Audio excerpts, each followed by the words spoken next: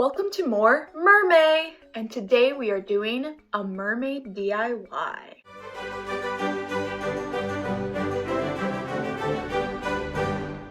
Hi guys, I'm Libby and welcome to Punsy's Palace, where I do all things Disney, hence the Punsy, and all things regarding my life and home, hence my palace. So if you haven't already, be sure to hit subscribe down below for more Disney and lifestyle content. So yes, we are continuing on with Mer-May. I am a part of all 4 of the collabs throughout the month of May that are put on by Pauleen from Mouse and Mermaid, so be sure to go and check her out. I'll link her up above and down below. And today we are doing a Mer-May DIY, and there's so many other channels involved in this one.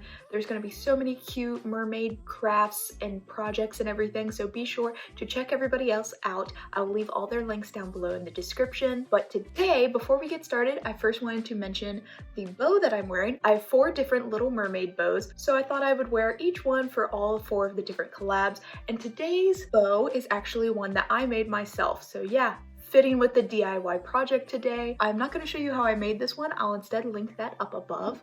But it is this little mermaid one. So we have this star in the center. We have purple with white polka dot fabric. I thought the white polka dots kind of look like bubbles to represent like Ariel's shell top, and then green for her tail, as well as red ribbon streaming down like her hair with a lot of little cute pearls on it. But today, instead of making a hair bow, I wanted to make a mermaid treasure chest. I just thought it would be super fun, and like I always like boxes and really cool looking boxes to put things in. And I found this box. It was just like a cardboard box that my mom had and she wasn't really using anymore, so I was like, I could reuse that and make it into something really pretty and cool. So that's what I did. All of my materials were either items that I already had or items I found at Dollar Tree. Basically just find a box, some cool sparkly things, as well as a bunch of just shelly kind of items, and you can make this project very simple, and you don't have to do it the same way I did.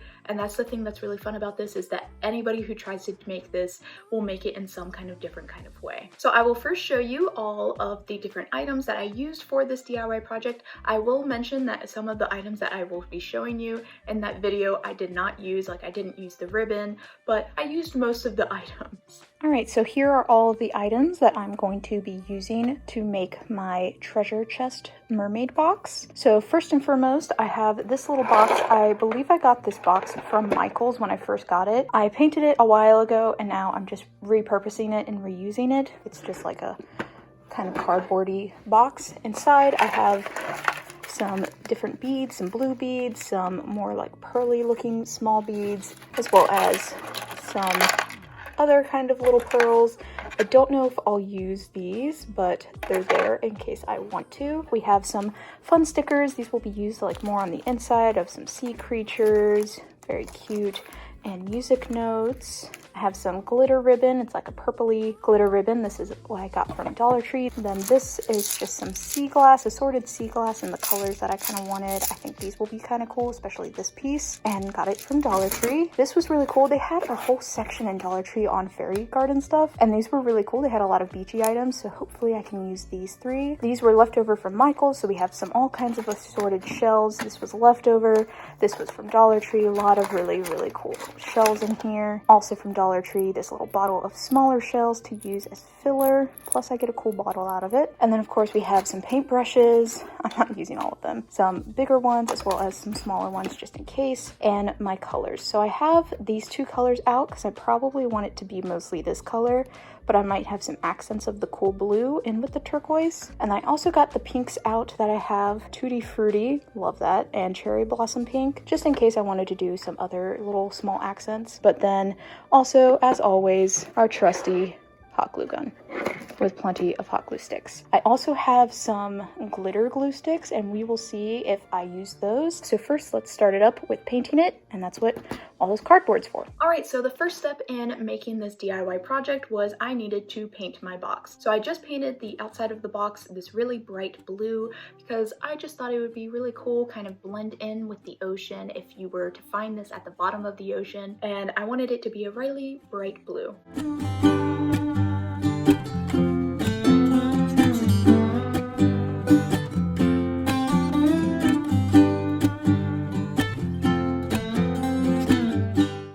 once that dried, I wanted to add a little bit more texture to the box in painting it. So I used the lighter blue to do a little bit of some dry brush technique on it, as well as highlighting the edges of the box. Then I used kind of brighter pink. It was called Tutti Frutti, I believe, and I used that to kind of do some stippling work on it. I didn't do like amazing stippling work, but just a little bit of it, as well as then I used the lighter pink, I think it was cherry blossom pink, to do a little bit of some spatter work. And all of that, just I wanted to make it a little bit more textured on the box because I wasn't going to be covering the entire box in shells and everything, so I wanted to make sure that the other parts of the box wasn't just bright blue. And then once that was all dried, then it took me some time to put together what shells and items that I wanted on the box in what kind of configuration. Kind of what I've got so far for the top. I realized that like some of these more orangey pieces just weren't doing well for me, which is really sad because this would have been like a really cool piece to put on there, but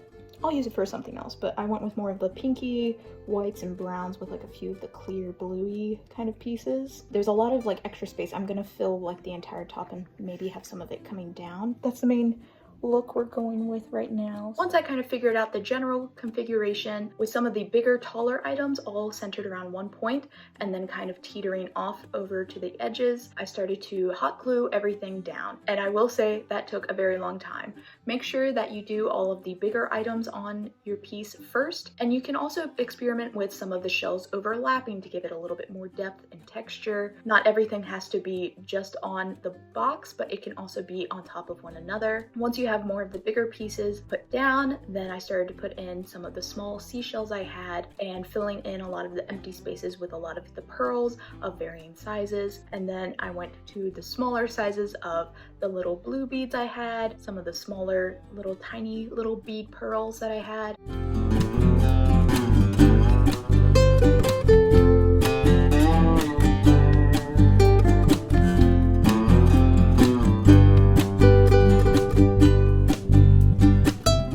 From that point, everything was pretty well covered. And then I decided, you know what would be great to fill in all of this extra space instead of just using a bunch of pearls and beads? Let's use the glitter glue sticks that I got from the Dollar Tree. And I decided to use only 2 different colors. I decided to use the purple glitter as well as more of the clear sparkly silver glitter glue sticks, and I just dotted those on and had them kind of over the edges to kind of make it look like it was encrusted on it, make it look a little old as if it had been at the bottom of the sea, but it has a little spark of magic, and that's where the glitter comes from. Use that all over the top of the box to fill in all of those little crevices, and then I decided to make it look like there is a little locket, like a keyhole on the front where you open the box. So I used a gem as well as some more of that glitter glue to kind of give it a shape and some more of those tiny little pearl beads. And then to give the box even more shape and so that the box wouldn't be totally top heavy when you open it, I added some more shells, beads, sparkly glue and everything onto the corners of the box at the bottom, especially on the sides and in the front, to kind of just give it some more shape, some more beauty to it.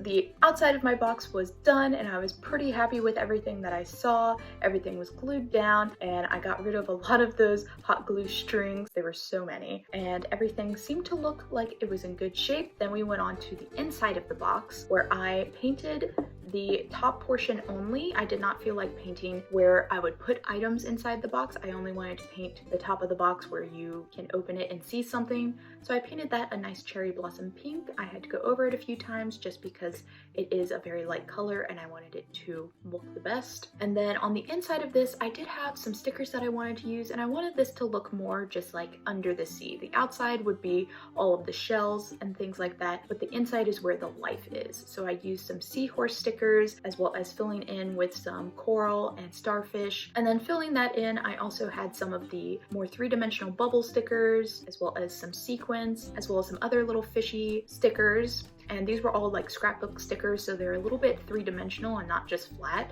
which I think also adds a little bit more dimension to it. So try, if you can, to get some three-dimensional scrapbook stickers, because I think they just look extra good. And then I decided, you know, I have a lot more of these big pearls that I used on the outside left over. Let me use some more of those to fill in the space. And then there was still just something that I needed to do. So I decided to use another one of the glitter glue sticks. This time I decided to use the gold looking one to add little dots of sparkle inside the box to match with the bubbles and the pearls, so I would have even more little dots sprinkling in there to add just some extra magic. And I think it turned out really, really good.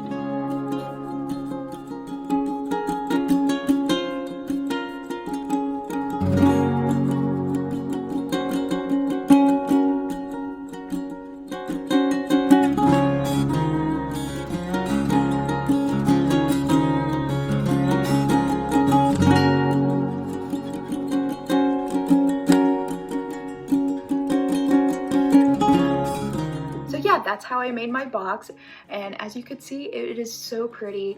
Just look at it. I absolutely love it. I love all of the different textures and stuff on it, and I just think it looks like such a cool Little Mermaid piece. And this can work for me being a Little Mermaid fan, as well as just anybody who likes the beach and mermaid aesthetic. And opening it up, you get this beautiful picture in there. And I do have all of my quarterly pinhole pins in here, as well as some postcards of art in here that I'll use for magic mail or hanging up in my own art gallery one day. But I absolutely love this, and I think it is just so special. It did take me a good few hours to glue everything on in the way that I wanted it to look, but it's also just a very easy thing to do. All you need are a bunch of different items, the creative eye to put them all together, and a glue gun. You gotta love a good glue gun. So that is my DIY craft for today, guys. I hope you enjoyed it, and I hope that you look forward to seeing this little guy popping out for every quarterly pin haul that I do. And be sure to check out everybody else in this collab to see all of their amazing DIY work projects that they are doing. It's gonna be super duper fun, and I can't wait to watch all of them. Comment down below, what would you hide in your mermaid treasure chest box if you were to have one? And also let me know if you're thinking about trying out this project, because it's super duper fun and definitely something that I can see a lot of people putting in like a beach house to put on their shelves as just decoration, and then you can hide something really special inside. So let me know what you would hide inside of your treasure chest box. And if you like this video, guys, be sure to give it a thumbs up, and until next time, farewell.